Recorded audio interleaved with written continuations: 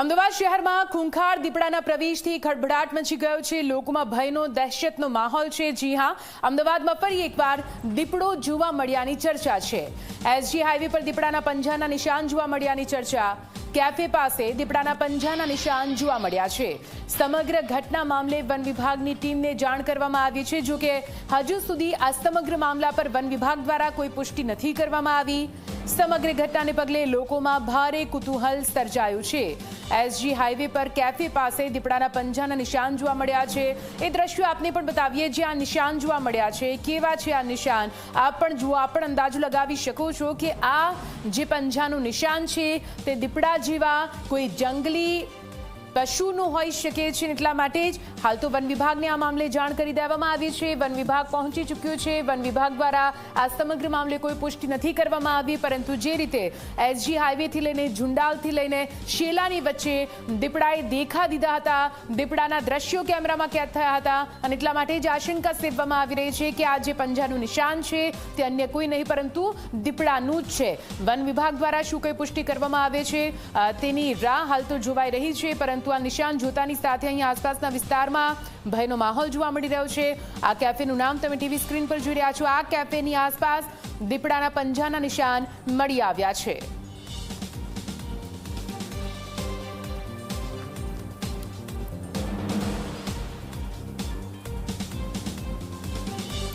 सवारे 4 बजे मैं જોયું खटिया लेने गया मैं, तो मैंने देखा वहाँ पर तो बैठा हुआ था और तुरंत मैं वहाँ से बैठा हुआ गाड़ी के पास पीछे टायर के। फिर मैं दूसरे वहाँ से मेरे शरीर में कापड़िंग छूट गई तो मैं पीछे पैर से वापस रिटर्न आ गया। फिर वहाँ से यहाँ ये पतरे का सेट है बाजू में रोड की साइड, तो उसमें घुस गया। फिर इसके बाद वन विभाग वाले आए तो वो वन विभाग का सपोर्ट में फुल मिला हमको। तो मतलब वन विभाग वाले आए सुबह 8 बजे समथिंग आए। उस समय से हमारे साथ हैं, तो पूरा दिन पूरी नाइट और अभी तक भी वन विभाग वाले हमारे साथ ही है। पिंजरा रखा हुआ है, गाँव का भी बहुत सपोर्ट मिला है यहाँ का। તો આપ જુઓ, દીપડાની એન્ટ્રીથી હાલ તો ભયનો માહોલ છે, કેમ કે વચ્ચે વધુ વરસાદના કારણે દીપડાએ દેખા નહોતા દીધા, પરંતુ તે પહેલા જે રીતે શેલાથી લઈને એસજી હાઈવે પર દીપડાના દ્રશ્યોથી લોકોમાં ભયનો માહોલ હતો। વરસાદ આવતા લોકો ભૂલી ગયા હતા, પરંતુ ફરી એકવાર અહીં પંજાના નિશાન જોવા મળતા હાલ તો લોકોમાં ભય ફેલાયેલો છે। એસજી હાઈવે પર એક કેફેની આસપાસ દીપડાના પંજાના નિશાન મળી આવ્યા છે। સવાલ ઉઠે કે જંગલથી દીપડો નીકળ્યો છે તો અમદાવાદ જેવા કોન્ક્રીટ જંગલમાં કેમ ઘૂસ્યો? દીપડાની એન્ટ્રીથી લોકોમાં ચકચાર મચી ગઈ છે। હાલ તો ફરી એકવાર વન વિભાગ દ્વારા એલર્ટ આપવામાં આવ્યો છે કે રાત્રિના સમયે લોકો બહાર ના નીકળે। અમારા wild life care centre Bodakdev ખાતેના ટોલ ફ્રી નંબર ઉપર જાણ થયેલી, જેના અનુસંધાને અમારી 2 ટીમો કાર્યરત કરી અને અહીંયા સર્ચ ઓપરેશન કરી આજુબાજુનો વિસ્તાર સ્કેનિંગ કરેલો અને જે ભાઈએ જોયેલું હતું એમની પણ મદદ લીધેલી અને જે પ્રમાણે એમના જણાવ્યા પ્રમાણે અને આગળના ભાગે જોતા જે પગમાર્ક મળેલા છે એ જોતા દીપડાના હોઈ શકે એવું માનવાને પાત્ર નથી। જેમાં જે એના સ્પેસિફિકેશન દીપડાના પગના છે કે જે એના નખ જે ઉપરની સાઈડે હોય છે, આમાં પગમાર્કમાં આપણે જોવા જઈએ તો નખ અંદર ખૂપેલા છે, વત્તા એડલ્ટ દીપડો છે કે 3 વર્ષથી ઉપરનો દીપડો ક્યાંય બી જોવા મળે છે એના પગમાર્ક મિનિમમ 7.5 સેન્ટીમીટરથી વધુના હોય છે, એટલે એ પણ પુરવાર નથી થતું। એટલે માની શકાય છે કે કદાચ કાં તો મોટા કોઈ કૂતરાના હોય યા તો કોઈ ઝરખનો પગમાર્ક છે, બાકી દીપડાનું નથી એવું અત્યારે જણાઈ આવેલ છે। છેલ્લા કેટલાય દિવસથી આવો ચર્ચાઓ ચાલી રહી છે, તો ઝરખ કે એવું પણ ક્યાંય તમારી જે ચેકિંગ થતું એ દરમિયાન જોવા મળ્યું છે? નહીં, અમને એ પ્રકારેનું કોઈ પણ વન્ય પ્રાણી અમને અમારા સર્ચ ઓપરેશન દરમિયાન કોઈ પણ જોવા મળેલ નથી। સિવાય કે અમારો જે ત્યાં આપણે ટોરેન્ટ પાવર જે શરણદીપ સોસાયટીની સામેની જે ટોરેન્ટ પાવરની જે માલિકી જમીન છે એમાં અમે જ્યારે સ્કેનિંગ કરતા હતા ત્યારે 2-3 શિયાળ અમને જોવા મળેલા હતા, બાકી કોઈ પણ વન્ય પ્રાણી અમને ત્યાં પણ જોવા મળેલ નથી। સાહેબ, નાગરિકો પૂરતી તપાસ વગર સોશિયલ મીડિયા પર અફવા ફેલાવે છે, તો વિભાગ તરફથી આવામાં લોકો માટે શું છે? આપણે આજ દિવસ સુધીમાં કુલ ટોટલ અમદાવાદ શહેરમાં 4 જગ્યાએ દીપડો દેખાવાના મેસેજ વાયરલ થયેલ છે, જેમાં આપણે પુષ્ટિ કરતાં એક જગ્યા ઓથેન્ટિક મળેલ છે કે જ્યાં દીપડાના પગમાર્ક જોવા મળેલ છે ત્યાં દીપડાનું મારણ બી જોવા મળેલ છે અને ત્યાં આપણને જે પ્રમાણેના આપણને આધારભૂત પુરાવા મળી આવેલ છે.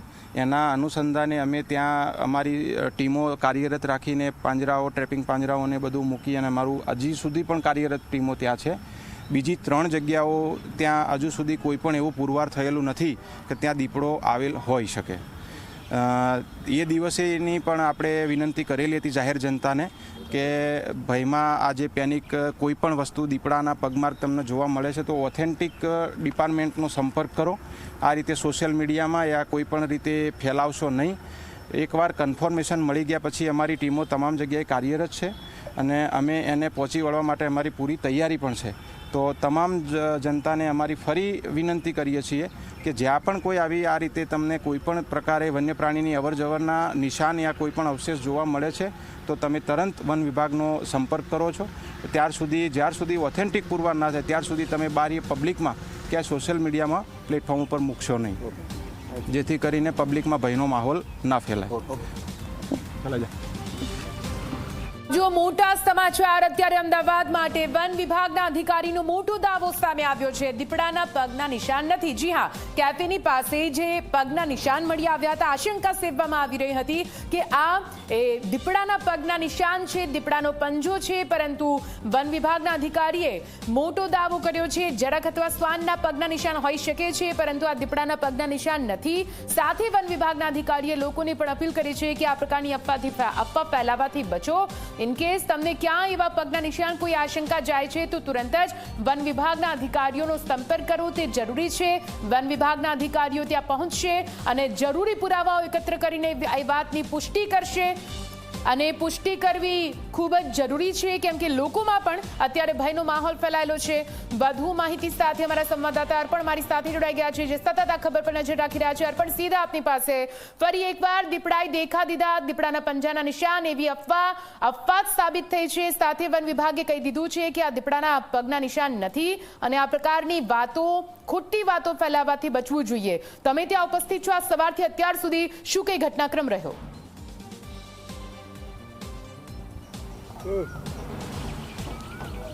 નિધિ, જે પ્રમાણે ગઈકાલ વહેલી સવારનો આ બનાવ છે કે કેફે જે અહીંયાનું છે તેના કર્મચારીએ અહીંયા મારી પાછળ આ જે ગાડી પડેલી છે તેની નજીકમાં દીપડો બેઠેલો જોયો છે તેવો દાવો કરતો એક વિડીયો પણ તેનો વાયરલ થયો છે. કોઈકે તેનો રેકોર્ડ કર્યો હતો. જે બાદ વન વિભાગ સુધી વાત પહોંચીને વન વિભાગે પોતાની જે મૂળ જવાબદારી છે તે અંતર્ગત આસપાસના તમામ વિસ્તારમાં તપાસ કરી. કેમેરા પર્સનને કહીશ આ તરફનો જે છે વિસ્તાર બતાવે. કેફેની પાસે એક ખુલ્લો ખેતર આવેલું છે અને તેની પાસે અન્ય એક ખાનગી પ્લોટ આવેલો છે કે જ્યાં હાલમાં પાંજરું પણ ગોઠવવામાં આવ્યું છે. દીપડો હોઈ શકે તેવી આશંકાએ, પરંતુ જે પંજાના નિશાનનો દાવો કરાઈ રહ્યો છે તેના જે ફૂટપ્રિન્ટની જે વાત છે તેની વૈજ્ઞાનિક ઢબે વન વિભાગના જે જુદા જુદા ધારણ ધોરણ હોય છે કે દીપડો જો છે તો તેની ઉંમર કેટલી હોય, તો તેનો પગના પંજાનું નિશાન કેવું હોય, જે પ્રમાણે RF હોય મીડિયા સાથેની વાતચીતમાં પણ તેમને વૈજ્ઞાનિક દીપડાની જે ઉંમર હોય, તેનું જે કદ હોય તે મુજબના ધારા ધોરણ આપણને જણાવ્યા કે 3 વર્ષ અથવા તો તેથી વધુનો હોય તો તેના પંજાનું કદ કેટલું હોય, તેના નખ દીપડાના ઉપરની તરફ હોય છે, પરંતુ અહીંયા જે નિશાન મળ્યા છે તેનામાં નખ નીચેની તરફ ખૂપેલા જોવા મળ્યા છે. એટલે કોઈ પણ પ્રકારના પગમાર્ક મળે એટલે સ્વાભાવિક છે કે છેલ્લા કેટલાય દિવસથી અમદાવાદ શહેરમાં પ્રથમવાર જ્યારે દીપડો સત્તાવાર રીતે જોવાયો ઘુમાની જે શરણદીપ સોસાયટીમાં, તેમાં વિડીયો એવિડન્સ પણ હતા કે જ્યાં દીપડો પાર્ટી પ્લોટની સોસાયટીના પ્લોટની ઉપર પાળી ઉપર ચડે છે, ત્યાંથી કૂદે છે, ત્યાં તેના પગમાર્ક નિશાન છે, તેને મરઘીનું મારણ કર્યું છે તેના પણ પુરાવા મળ્યા હતા. અને તે તમામ બાબતોની ખરાઈ વન વિભાગે સત્તાવાર કરી હતી. પરંતુ તે બાદની 3 ઘટના, શેલા ઘુમા, તે બાદ ચાંદખેડામાં, તે બાદ પુનઃ શેલામાં ગાડી નીચેથી દીપડો નીકળ્યાની વાત આવી, જેમાં તે મોટા કદની જંગલી બિલાડી હોવાનું સાબિત થયું. અને આ ચોથો બનાવ છે કે જેનામાં કર્મચારીએ દાવો કર્યો છે. તો અહીંયા પણ વન વિભાગે તમામ દાવાનું ખંડન કર્યું છે અને સત્તાવાર રીતે કહ્યું છે કે આ જે નિશાન જોવા મળ્યા છે તે દીપડાના નથી. હા, અન્ય સંભાવનાના ભાગરૂપે તેમને આ નિશાન ક્યાંક ખેતરમાં જે જોવા મળે છે તે ઝરખ અથવા તો મોટા કદના શ્વાનના હોઈ શકે તેવી સંભાવના વ્યક્ત કરી છે.